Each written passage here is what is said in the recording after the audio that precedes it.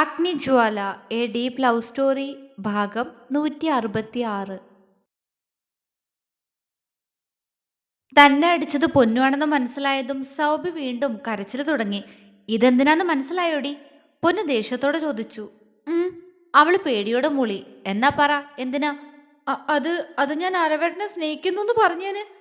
അവള് കണ്ണു നിറച്ചുകൊണ്ട് പറഞ്ഞു. അല്ല, അതിനല്ല. പൊന്നു പറഞ്ഞതും സൗബി അവളുടെ മുഖത്തേക്ക് നോക്കി. ഇപ്പൊ നിനക്കിട്ട് ഞാൻ പൊട്ടിച്ചത് നീ അപ്പേട്ടന്റെ റൂമിൽ കയറിയാനും പിന്നെ അപ്പേട്ടനെ നീ കിസ് ചെയ്യാൻ നോക്കിയനോ? നിനക്ക് എത്ര ധൈര്യം ഉണ്ടായിട്ടാടി എന്റെ അപ്പേട്ടനെ കയറി ഉമ്മയ്ക്കാൻ നോക്കിയേ? അവൾ അതും പറഞ്ഞ് വീണ്ടും അവൾക്ക് നേരെ കയ്യോങ്ങി. അപ്പു പെട്ടെന്ന് അവളുടെ കയ്യിൽ പിടിച്ചു വെച്ചു. വീടപ്പേട്ടാ, ഇവളെ ഞാനൊന്ന് കൊല്ലും. പൊന്നു ഉറഞ്ഞു തുള്ളുകയാണ്. മതി പൊന്നു, ഇനി അടിക്കണ്ട, ആവശ്യത്തിനുള്ളത് ഞാൻ കൊടുത്തിട്ടുണ്ട്. അപ്പു അവളുടെ വയറിലൂടെ കൈയിട്ട് അവളെ ചുറ്റിപ്പിടിച്ചു. പക്ഷെ പെണ്ണ് വീണ്ടും കുതറുകയാണ്. ഡി, അടങ്ങാനല്ലേ പറഞ്ഞേ? അപ്പു ശബ്ദമുയർത്തി. അതോടെ പൊന്നു ഒതുങ്ങി നിന്നു.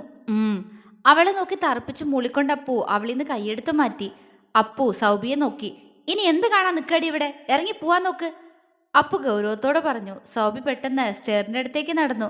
യോ, ഒരു കാര്യം മറന്നു. പൊന്നു പെട്ടെന്ന് സൗബിക്കടുത്തേക്ക് ഓടി. അപ്പുവിനൊന്നും മനസ്സിലായില്ല. പൊന്നു പെട്ടെന്ന് സൗബിക്ക് മുന്നിലായി വന്നു നിന്നു. സൗബി പേടിയോടെ അവളുടെ വലത് കവിൾ പൊത്തിപ്പിടിച്ചു. അതേസമയം പൊന്നു അവളുടെ ഇടത് കവിളിൽ വീശിയടിച്ചു. കണ്ണിൽ നിന്ന് പൊന്നിച്ച പാറിയതുപോലെ സൗബി അവളെ മിഴിച്ചു നോക്കി. ചെവിയിൽ നിന്ന് പോലും മുളക്കം കേൾക്കുന്നു. അഗ്നിയും അപ്പവും പൊന്നുവിനെ അമ്പരന്ന് നോക്കി. പൊന്നുവാണെങ്കിൽ സൗബിയെ തുറിച്ചു നോക്കുകയാണ്. ഡി, ഇങ്ങോട്ട് നോക്ക്. കിളി പാറിയതുപോലെ ചുറ്റും നോക്കുന്ന സൗബിക്ക് നേരെ വിരൽ ഞൊടിച്ചുകൊണ്ട് പൊന്നു പറഞ്ഞു. സൗബി ചെവിയിൽ കൈവച്ച് തട്ടി. അത് കണ്ട് അഗ്നിക്കും അപ്പൂനും ചിരിവന്നു പോയി. പതിയെ അവൾ പൊന്നുവിനെ നോക്കി. ഇതെന്തിനാ തന്നെന്ന് മനസ്സിലായോ? പൊന്നു ചോദിച്ചതും സൗബി ഇല്ലാന്ന് തലയിളക്കി. ആ, അതാണ്. ഇതിപ്പോ തന്നത് നീ എന്റെ അപ്പേട്ടനെ അപ്പേട്ടാന്ന് വിളിച്ചതിനാ. ഞാൻ മാത്രം മരപ്പെട്ടി അങ്ങനെ വിളിച്ചാ മതി, മനസ്സിലായോടി? പൊന്നു കലിപ്പായി. സൗബി പേടിയോടെ തലയാട്ടി. എന്നാ പോവാൻ നോക്ക്. പിന്നെ അപ്പേട്ടൻ പറഞ്ഞ പോലെ രാവിലെ ഇറങ്ങിക്കോണം ഇവിടുന്ന്. അവള് ഗൗരവത്തിൽ പറഞ്ഞു നിർത്തി. സൗബി അവളെ ദയനീയമായി നോക്കി തലയാട്ടി. അഗ്നിയിലേക്ക് അവളുടെ കണ്ണുകൾ ഒരിക്കൽ കൂടി നീണ്ടു. പോയി കിടന്നുറങ്ങാൻ നോക്കടി. അഗ്നിയുടെ ശബ്ദമുയർന്നു. സൗബി പെട്ടെന്ന് താഴേക്ക് ഓടിപ്പോയി. അപ്പവും പൊന്നും ഞെട്ടലോടെ അഗ്നിയെ നോക്കി. അവൻ അവിടെ നിൽക്കുന്നത് അവരപ്പോഴാണ് കാണുന്നത്. അഗ്നി അപ്പുവിനെ കൂർപ്പിച്ചു നോക്കി. അത് കണ്ട് അവന് അഗ്നിയെ നോക്കാൻ ചമ്മല് തോന്നി. പൊന്നൂനെ വെറുപ്പാണെന്ന് പറഞ്ഞതാ ഞാനൊരിക്കൽ. ഞാനാ ഇന്നിപ്പോ അവളെ ഇഷ്ടാണെന്ന് പറഞ്ഞിരിക്കുന്നെ. അവൻ അഗ്നിയെ പാളി നോക്കി. അവന്റെ കൂർത്ത നോട്ടം കണ്ടപ്പോ തന്നെ അഗ്നി കുറെ നേരമായിട്ട് അവിടെ ഉണ്ടായിരുന്നുവെന്നും അവൻ അവിടെ അവര് പറഞ്ഞതെല്ലാം കേട്ടിട്ടുണ്ടെന്നും അപ്പുവിന് മനസ്സിലായി.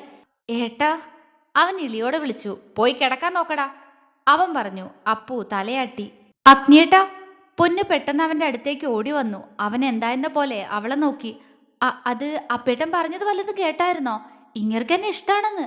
അപ്പൊ ഇനി അഗ്നിയേട്ടന് ഞങ്ങളുടെ കാര്യത്തിൽ എതിർപ്പൊന്നും ഇല്ലല്ലോ അല്ലേ? അന്ന് പറഞ്ഞില്ലേ അപ്പേട്ടൻ എന്നെ ഇഷ്ടാണെങ്കിൽ അഗ്നിയേട്ടന് സന്തോഷാണെന്ന്? അവൾ ആവേശത്തോടെ ചോദിച്ചു. അഗ്നി അവളുടെ കവിളിൽ പിടിച്ചു വലിച്ചു.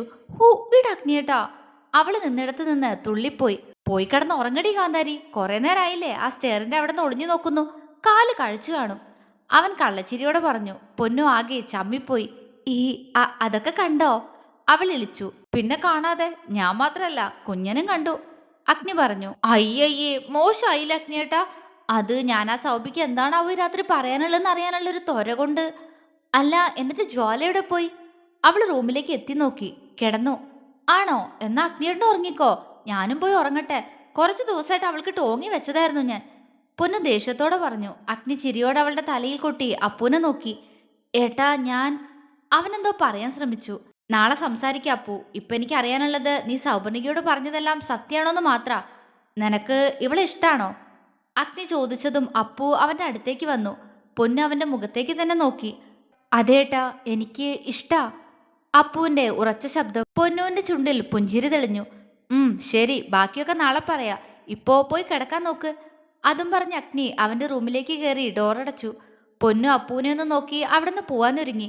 അത് മനസ്സിലായ പോലെ അപ്പു പെട്ടെന്ന് അവളുടെ കയ്യിൽ പിടിച്ചു വലിച്ചു. പൊന്നു അവന്റെ മുഖത്തേക്ക് നോക്കി. അവന്റെ കണ്ണുകളിൽ നിറയെ കുറുമ്പ്.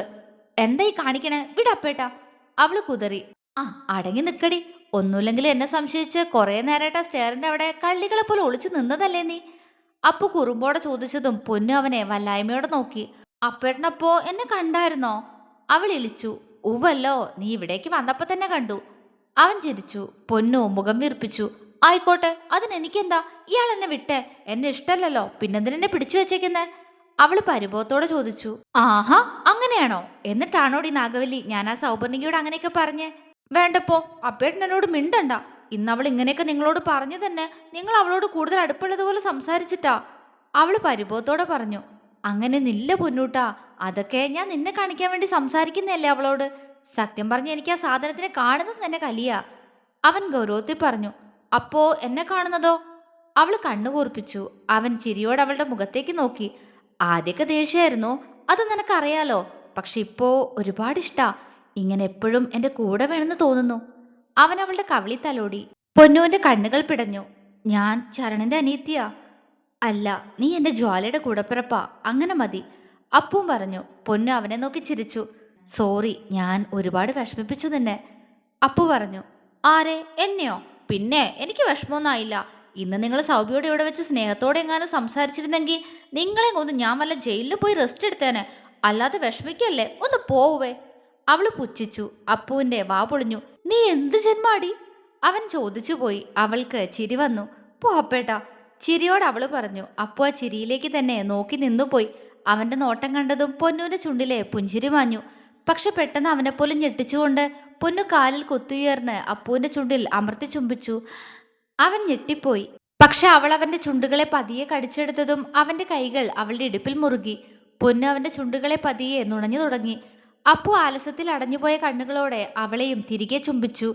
പ്രണയം പറഞ്ഞതിന് ശേഷമുള്ള ആദ്യ ചുംബനം. അതിന് മധുരമേറുന്നു. അവൻ ആ ചുംബനത്തിൽ അലിഞ്ഞുപോയി. പക്ഷെ പെട്ടെന്ന് അപ്പുവിന്റെ ചുണ്ടിൽ പൊന്നു അമർത്തി കടിച്ചു. ആ! അവൻ അലറിപ്പോയി. അവള് പെട്ടെന്ന് പല്ലകത്തി മാറ്റി അവന്റെ നെഞ്ചിൽ പിടിച്ചു തള്ളി സ്റ്റെയറിന്റെ അടുത്തേക്ക് ഓടി. ഡി! അവൻ ദേഷ്യത്തോടെ വിളിച്ചു. പൊന്നു ചിരിയോടെ അവനെ തിരിഞ്ഞു നോക്കി. പോടാ മരപ്പെട്ടി, ഇത്രയും ദിവസം എന്നെ കാണിക്കാൻ വേണ്ടിയിട്ടാണെങ്കിലും ആ സൗബിയോട് കൊഞ്ചിയില്ലേ, അതിനുള്ള ശിക്ഷയാ. അതും പറഞ്ഞ് പൊട്ടിച്ചിരിച്ചുകൊണ്ട് അവൾ താഴേക്ക് ഓടി. നിന്നെന്റെ കൈ കിട്ടൂടി നാഗവല്ലി. അവൻ പല്ലിരുമ്മി. അവൾ ഇളിച്ചു കൊടുത്തുകൊണ്ട് പെട്ടെന്ന് അവിടുന്ന് പോയി. അപ്പു ചിരിയോടെ അവന്റെ റൂമിലേക്ക് കയറി ഡോറടച്ച് മിററിന്റെ മുന്നിലേക്ക് വന്ന് അവന്റെ ചുണ്ട് പിടിച്ചു നോക്കി. അയ്യോ ചോര, എന്റെ ചുണ്ട്. അവൻ പരിഭവിച്ചുകൊണ്ട് ആ ചോര തുടച്ചു നീക്കി. പിന്നെ ഒരു ചിരിയോടെ ബെഡിലേക്ക് കിടന്നു. എന്റെ മഹാദേവ, ആ കുരുട്ടിനെയൊക്കെ എങ്ങനെ ഞാൻ ജീവിതാവസാനം വരെ ചുമക്കും? ഇങ്ങനെ പോയാ അവൾ എന്നെ കൊല്ലും. അവനിന്നൊരു നെടുവീർപ്പുയർന്നു. പിന്നെ ഒരു ചിരിയോടെ അവൻ പില്ലോ എടുത്ത് കെട്ടിപ്പിടിച്ച് പതിയെ കണ്ണുകളടച്ചു. അപ്പോഴും അവന്റെ ചുണ്ടിൽ ഒരു ചിരിയുണ്ടായിരുന്നു. നേരം കുറച്ചായി അഗ്നി വന്ന് ബെഡിൽ കിടന്നിട്ട്. പക്ഷെ ജ്വാല ഇതുവരെയും അവനെ തിരിഞ്ഞുപോലും നോക്കിയിട്ടില്ല. പെണ്ണ് മുഖവും വീർപ്പിച്ച് കിടക്കുകയാണ്.